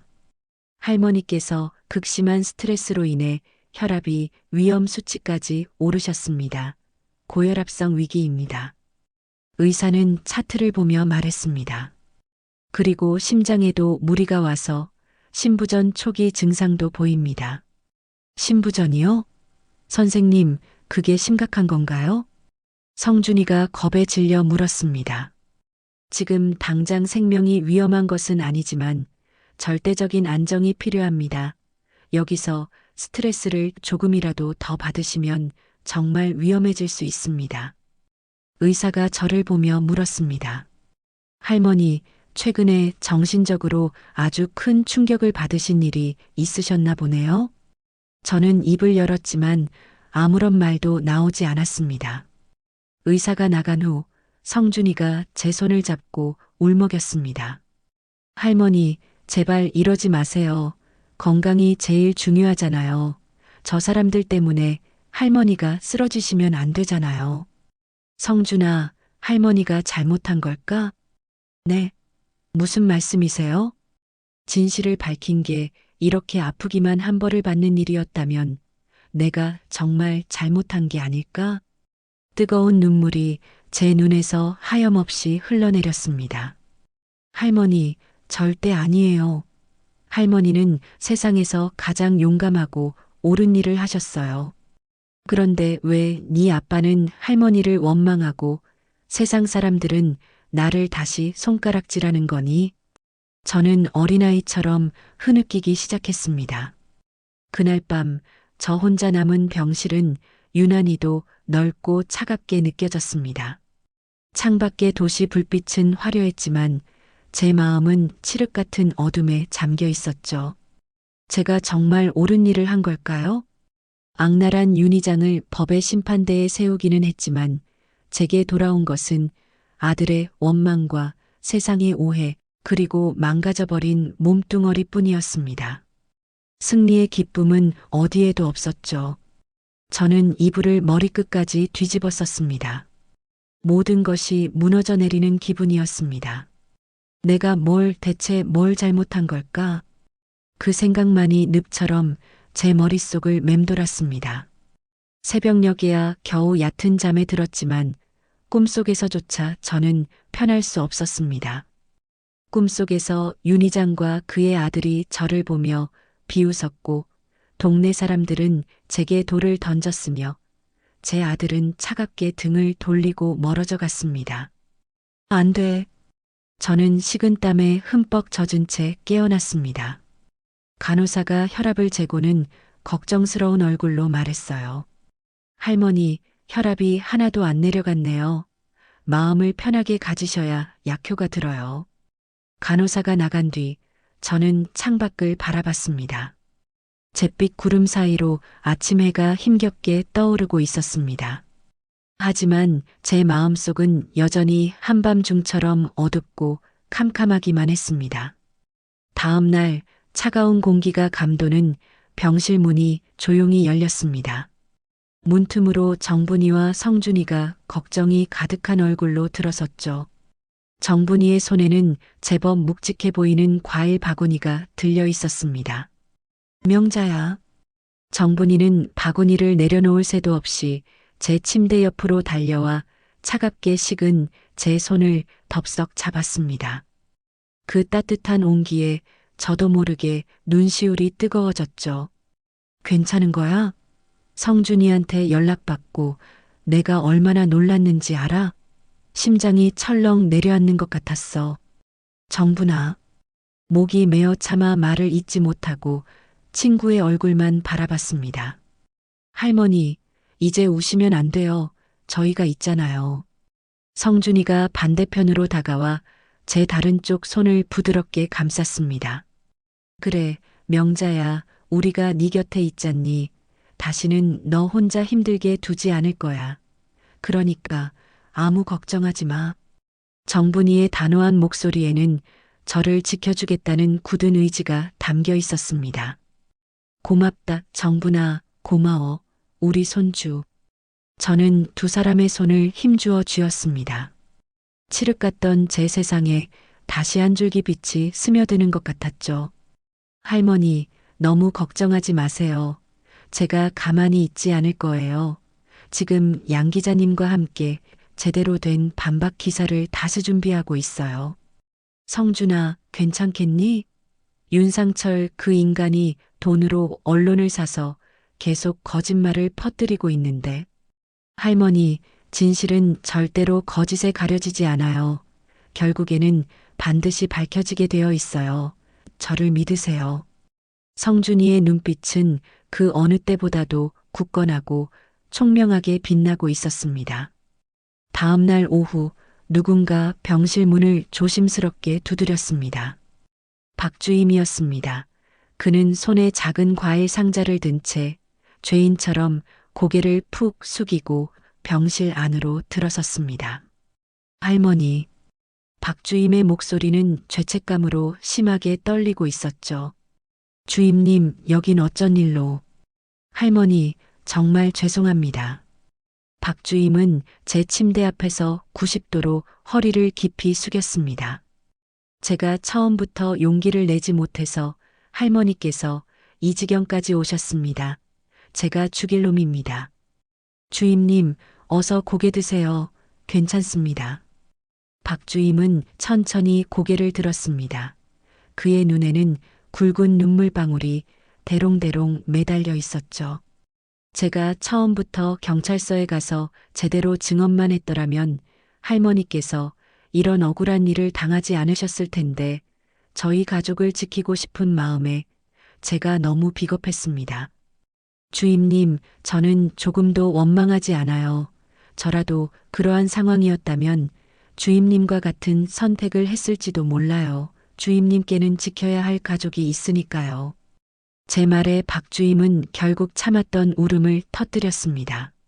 할머니, 용서해 주십시오. 정말 죄송합니다. 저는 그의 손을 잡아주었습니다.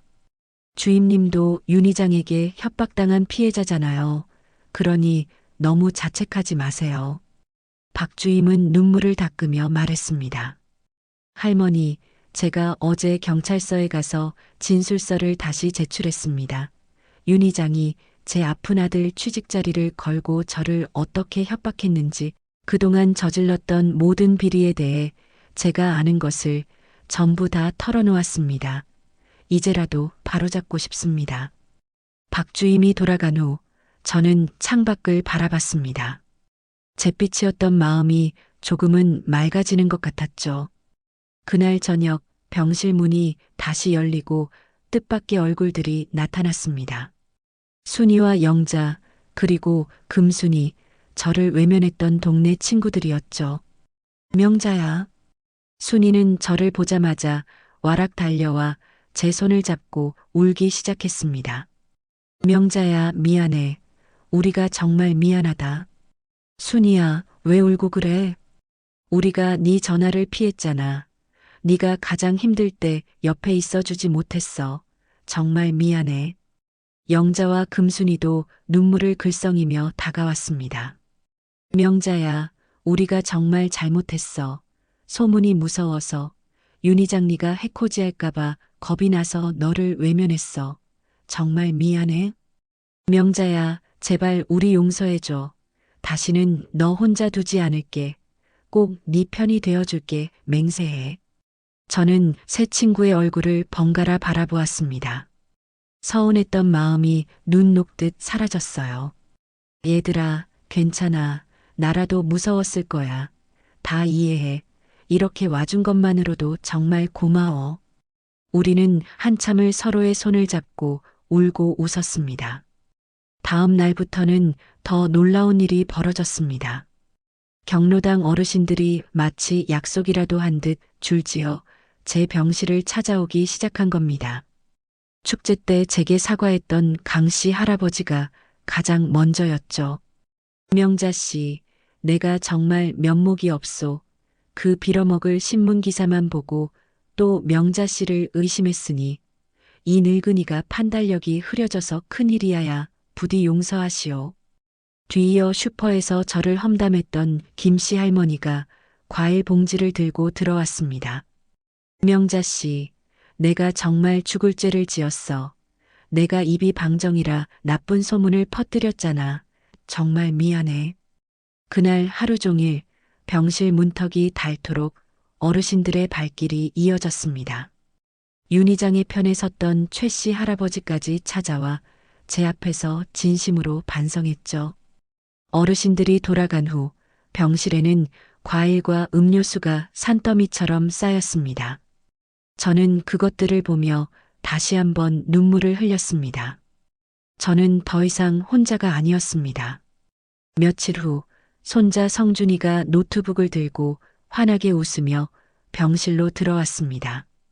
할머니, 드디어 양 기자님 기사가 나왔어요. 보여드릴게요. 성준이가 펼친 노트북 화면에는 이런 제목이 떠 있었습니다. 거짓과 선동에 맞선 용기, 한 할머니의 위대한 정의 실현. 기사에는 경로당 어르신들의 생생한 인터뷰가 실려 있었어요. 윤 이장은 평소에도 경로당 돈을 쌈짓돈처럼 썼어요. 우리가 문제를 제기하면 온갖 수단으로 협박했죠. 명자 씨는 우리 모두가 두려워서 하지 못했던 용감하게 나서서 밝혀냈어요. 기사에는 정분이가 제공한 회계 조작 자료가 상세히 실려 있었고 이번 사건은 단순한 횡령을 넘어 지역사회의 신뢰를 배신하고 선거에 이용하려 한 체계적인 범죄라는 전문가의 분석까지 포함되어 있었죠. 할머니, 이 기사가 인터넷에 퍼지면서 여론이 완전히 뒤집혔어요. 성준이가 보여준 댓글 창에는 저를 응원하는 글들이 가득했습니다. 할머니 정말 대단하십니다. 용기에 큰 박수를 보냅니다. 윤상철 후보는 당장 사퇴하고 아비의 죄를 사죄하라. 이명자 할머니를 응원합니다. 힘내세요. 성준아, 정말 고맙다. 저는 제 자랑스러운 손자를 힘껏 껴안았습니다. 이틀 뒤 윤상철 후보 지지율 급락, 후보직 사퇴 압박 거세져라는 기사가 나왔습니다. 그리고 그날 저녁 제 휴대폰이 울렸습니다. 아들 민석이었습니다. 저는 길게 숨을 들이쉬고 전화를 받았습니다. 여보세요? 엄마. 수화기 너머 아들의 목소리는 물에 젖은 솜처럼 무겁고 떨리고 있었습니다. 엄마, 기사들 다 봤어요. 아들은 한참을 말을 잇지 못하다가 이내 눈물이 섞인 목소리로 말했습니다. 엄마, 제가 정말 잘못했어요. 제가 못돼 먹어서 제 생각만 하고 엄마한테 그렇게 모진 말을 했어요. 제가 정말 나쁜 놈이에요. 민석아, 엄마, 제발 용서해 주세요. 제 체면만 생각하고 엄마 마음은 하나도 헤아리지 못했어요. 아들은 어린아이처럼 흐느끼기 시작했습니다. 이제라도 제가 엄마 곁을 지킬게요. 약속할게요, 엄마. 제 눈에서도 뜨거운 눈물이 흘러내렸습니다. 괜찮아. 엄마는 다 이해해. 며칠 후 퇴원을 하루 앞둔 날이었습니다. 병실 문이 열리고 아들이 서 있었습니다. 민석이의 얼굴은 수척했지만 그 눈빛만큼은 진심 어린 후회와 사랑으로 가득 차 있었죠. 엄마. 아들은 제 침대로 달려와 제 손을 꽉 잡고 무릎을 꿇었습니다. 엄마, 정말 죄송해요. 아들의 눈에서 굵은 눈물이 뚝뚝 떨어졌습니다. 저는 그런 아들을 일으켜 말없이 끌어안았습니다. 민석이는 제 등에 얼굴을 묻고 한참을 울었습니다. 딱딱했던 응어리가 따뜻한 눈물과 함께 녹아내리는 것 같았죠. 엄마, 퇴원하시면 이제 저희 집으로 오세요. 제가 평생 모실게요. 아니야, 엄마는 여기가 좋아. 대신 자주 내려오렴. 네, 엄마 약속할게요. 이제 엄마 외롭지 않게 제가 꼭 지켜드릴게요. 그날 밤 저는 오랜만에 아무런 악몽도 꾸지 않고 편안하게 잠들었습니다. 다음 날 아침 의사 선생님이 제 혈압을 재고는 환하게 웃었습니다. 할머니, 혈압이 정상으로 돌아왔네요. 마음이 편해지시니 몸도 금방 좋아지시는 거예요. 오늘 퇴원하셔도 좋겠습니다. 퇴원 수속을 밟는 동안 성준이가 달려와 기쁜 소식을 전했습니다. 할머니, 방금 뉴스 떴어요. 윤상철, 그 이장 아들이 결국 후보직 사퇴했대요. 그리고 윤 이장도 구속 기소됐어요. 증거가 워낙 명백해서 빠져나갈 수가 없었대요. 저는 깊은 숨을 내쉬었습니다. 이제 정말 모든 것이 끝난 것이었죠. 아들과 성준이의 부축을 받으며 병원 현관을 나서는 순간 따스한 가을 햇살이 제 얼굴 위로 쏟아졌습니다. 저는 고개를 들어 하늘을 올려다봤습니다. 구름 한 점 없는 눈이 시리도록 맑고 푸른 하늘이었습니다. 정말 아름다웠습니다. 1년이라는 시간이 흘렀습니다. 뜨거웠던 여름이 가고 아팠던 상처가 아물고 무서웠던 기억이 희미해질 만큼의 시간이었습니다. 계절은 어김없이 한 바퀴를 돌아 제게 다시 가을을 데려왔죠. 경로당 앞 은행나무는 작년처럼 눈부신 노란 옷을 입고 가을 햇살 아래서 반짝이고 있었습니다. 저는 경로당 옥상 텃밭에 쪼그려 앉아 싱싱하게 자란 상추를 따고 있었습니다. 따스한 햇살이 제 등을 온화하게 감싸주었죠. 어머, 명자야. 오늘 수확이 아주 좋네. 텃밭 입구에서 순이가 환하게 웃으며 저를 불렀습니다. 응, 오늘 상추가 아주 실하게 잘 자랐어. 이따 갈 때 다 같이 좀 나눠 가져가자.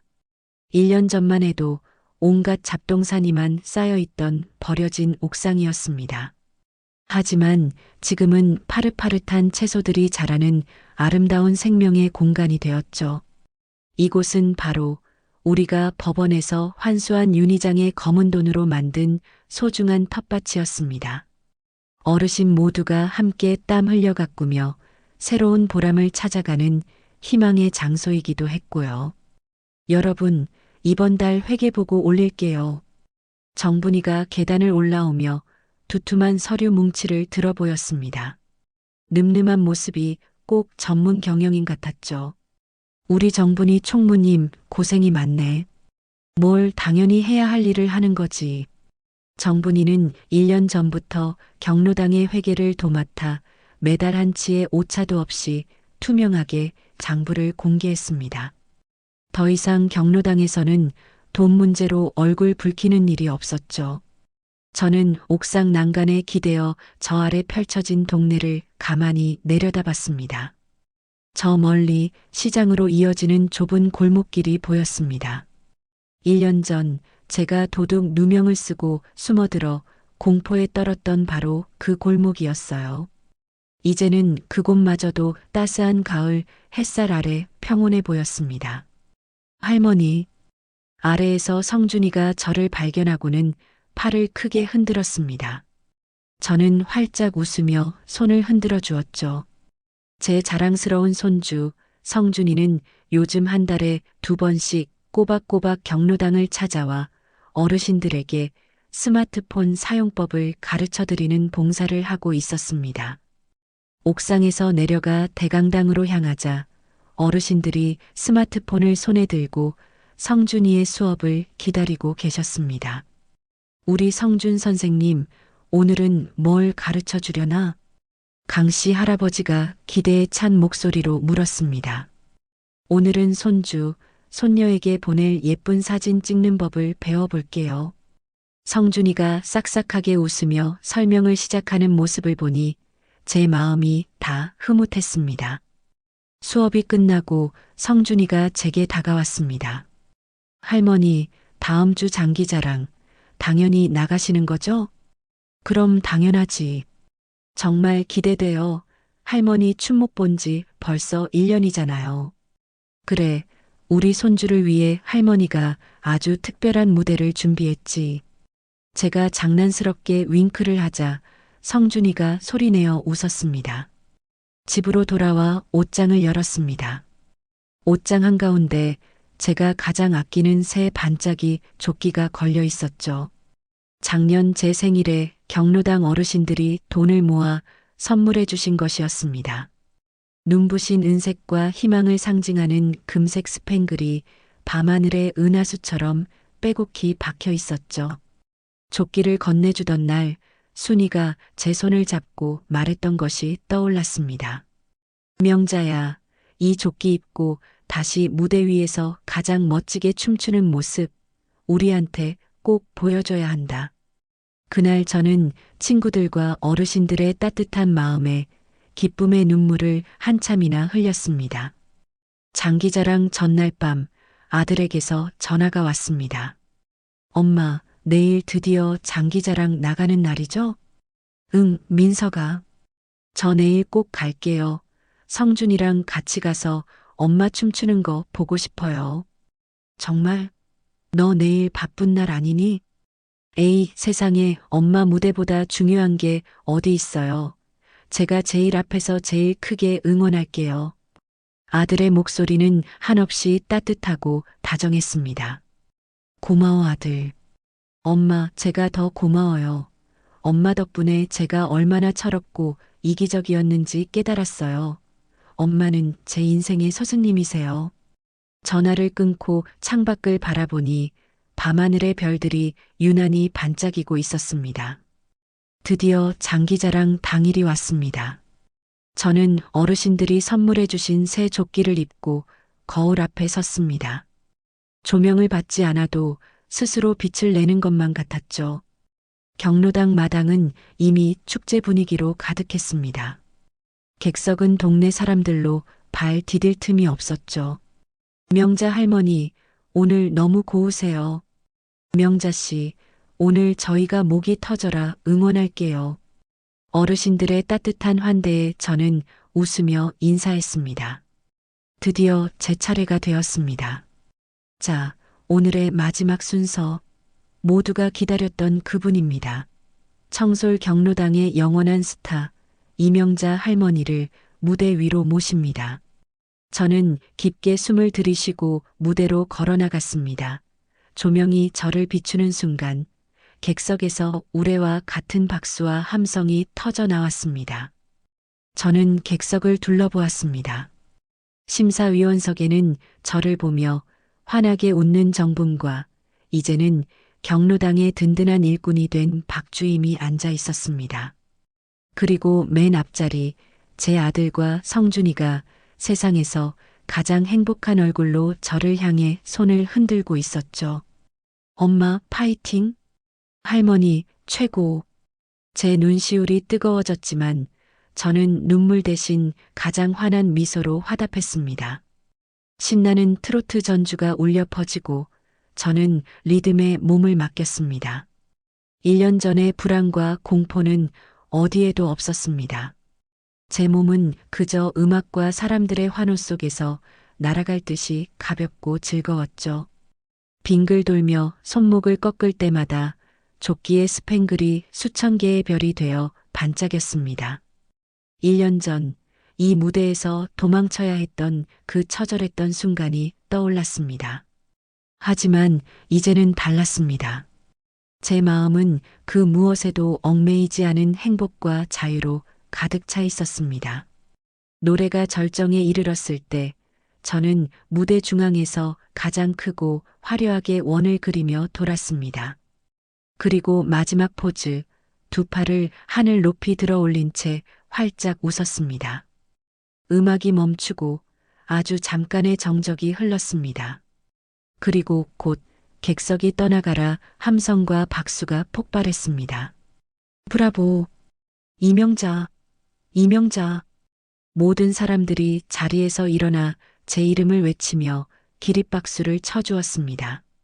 저는 무대 위에서 허리를 깊이 숙여 인사했습니다. 뜨거운 눈물이 뺨을 타고 흘러내렸죠.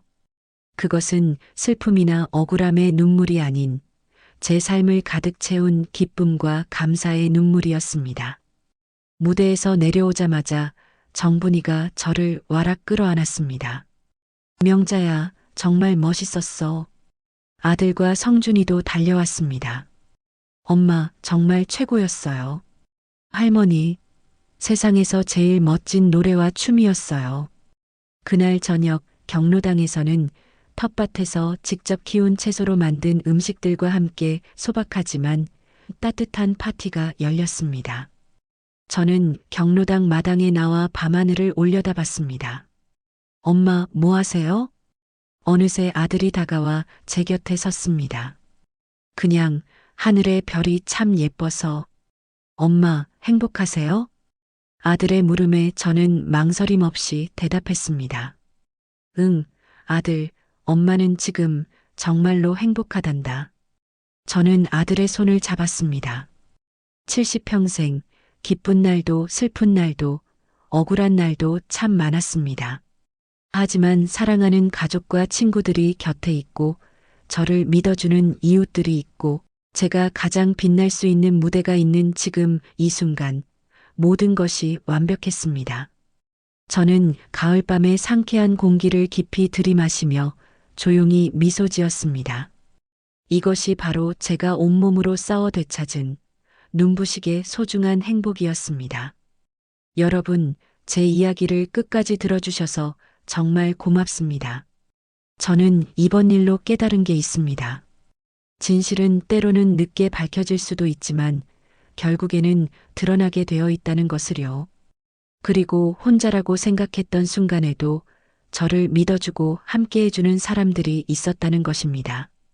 정분이, 손자 성준이, 그리고 제 곁으로 돌아온 아들까지 이분들이 없었다면 저는 지금 이 자리에 서 있지 못했을 거예요. 나이가 들었다고, 약하다고 포기하지 마세요. 정의는 나이와 상관없이 지켜야 할 가치입니다. 여러분도 억울한 일을 당하신다면 용기를 내시길 바랍니다. 그리고 주변을 둘러보세요. 분명 여러분의 편이 되어줄 사람들이 있을 겁니다. 저의 기막힌 사연 잘 들어주셔서 다시 한번 감사드립니다. 이야기를 끝까지 들어주신 분이 계시다면 잘 들었다고 댓글 하나만 남겨주세요. 감사합니다.